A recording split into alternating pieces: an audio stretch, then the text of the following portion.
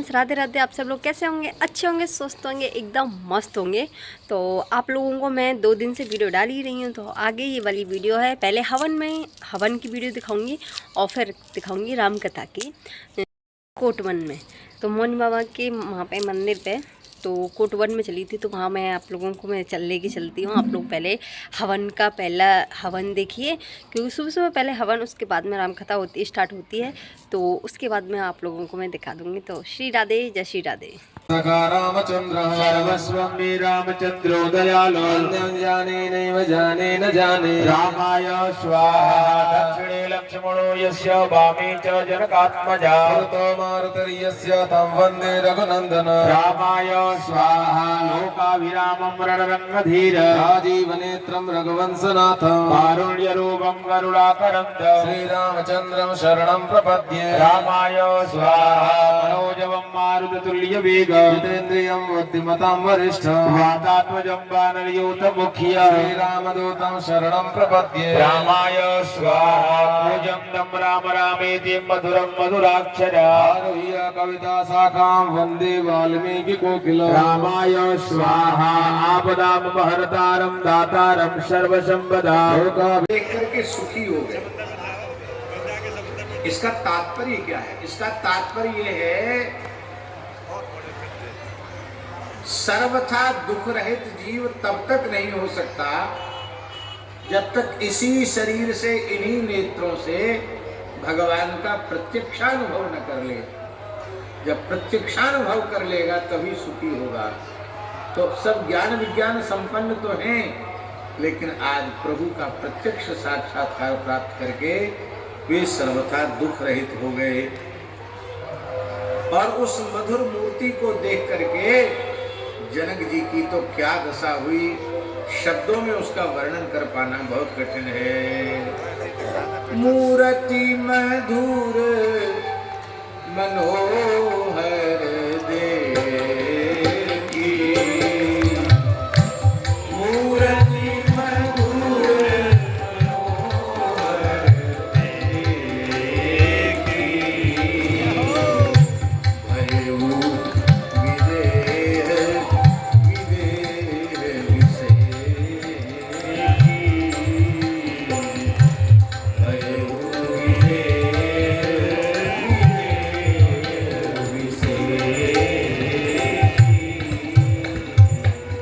कोटि कोटि कंदर्प दर्प दलन करने वाली श्री राम जी की मधुर छवि का दर्शन करके विदेहराज जनक जी विशेष रूप में विदेहराज हो गए। विदेह का विदेहत्व क्या है? विदेहत्व क्या है? पहले ये समझो।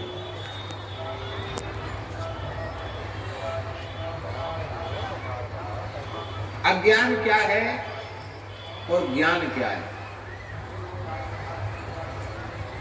सरल शब्दों में कहें तो देहात्मवाद अज्ञान है।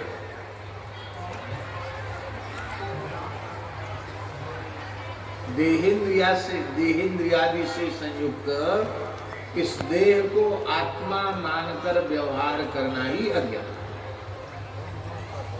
और मैं देह नहीं हूं, मैं इंद्रिय नहीं हूं, ज्ञानेन्द्रिय कर्मेंद्रिय भी नहीं हूं, अंतरिंद्रिय भी नहीं हूं, मन बुद्धि चित्त अहंकार भी नहीं हूं, क्योंकि यह सब प्रकृति का विभाग है और मैं प्रकृति से सर्वथा विलक्षण हूं।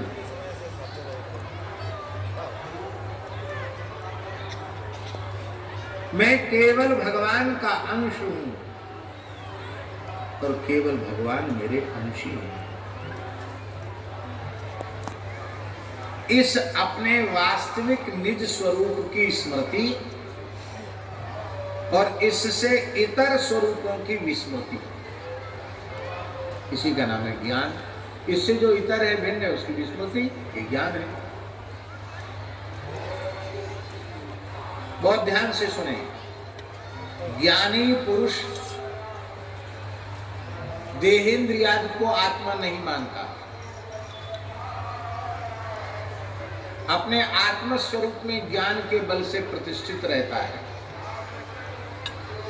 लेकिन प्रतिष्ठित रहते हुए भी व्यावहारिक सत्ता को स्वीकार करने के कारण व्यवहार में जगत को सत्य मानकर ही व्यवहार करता है और सत्य मानकर ही वर्तता है। बहुत बारीक बात कहने जा रहे हैं महाराज जी। तो दो प्रकार की बात हो गई नहीं, एक तो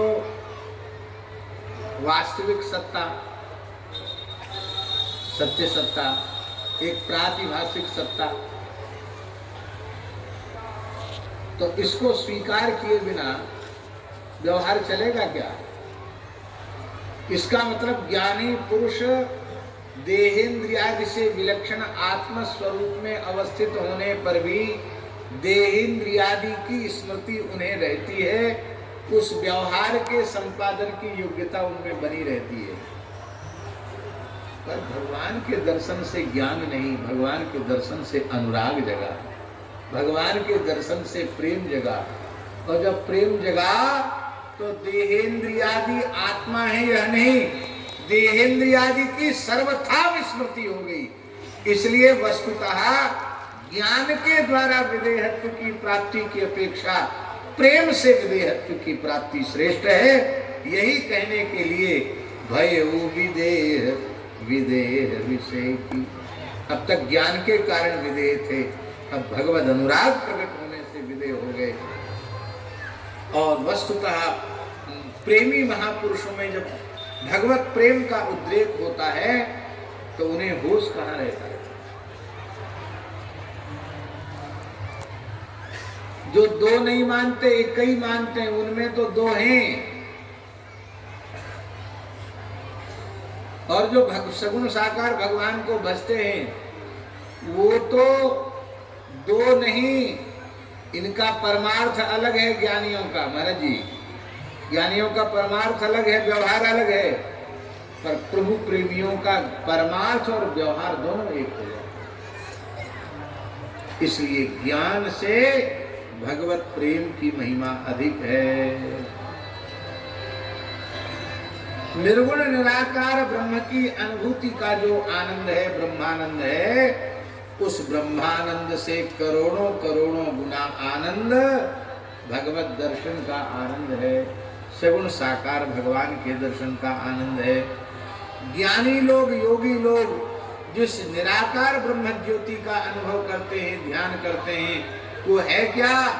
श्री राम परतुम नामक ग्रंथ में महात्मा श्री ब्रह्मदास जी महाराज ने लिखा है, श्री राम पाद नखत ज्योत्सना पर ब्रह्मा विधीयते। राम जी के दाहिने चरण के अंगुष्ठ की नखमणि चंद्रिका की जो छटा है वो निर्गुण ज्योति है। और उसके ध्यान में ज्ञानियों को इतना आनंद होता है, तो जो नखसिक श्री राम जी का दर्शन कर रहे हों, नखसिक श्री राम जी का दर्शन कर रहे हों, नखसिक श्याम सुंदर का दर्शन कर रहे हों, उनका तो पर कहना क्या। इसलिए हमारे यहाँ ब्रज में कहते हैं, सखी ऐसो सुंदर, लीला में हम लोग देखते हैं, सखी ऐसो सुंदर नाही में सब जग हेरो। सखी ऐसो सुंदर नाही में सब जग हेरो। बिन देखे श्याम दृगन में छायो अंधेरो। बिनु देखे श्याम दृगन में छायो अंधेरो। अब और इस भाव को गोस्वामी तुलसीदास जी ने जानकी मंगल में स्पष्ट किया। गोस्वामी तुलसीदास जी कहते हैं, अब लो